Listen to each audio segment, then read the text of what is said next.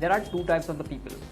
First is that they have a good job, good salary, and they're earning good amount of money, and they are satisfied with their life. Let's say 80,000, 1 lakh, 2 lakh, whatever. Second is people have good job, good salary, but they are subconsciously wanting more money or more good life, and they're not happy with whatever happening or whatever their job is.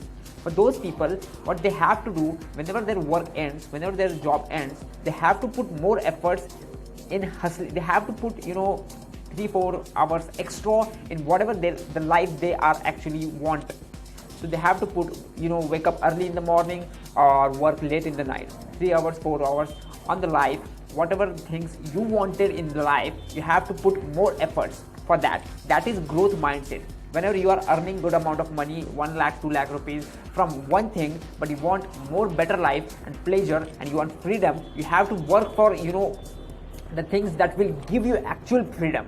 So don't be satisfied with whatever you have if you are subconsciously not happy, and work on something that will make you happy. And for that you have to put some more extra efforts, for more extra hours, 3 hours, 4 hours. That's the growth mindset. Work on growth mindset and be a person with a growth mindset if you want freedom.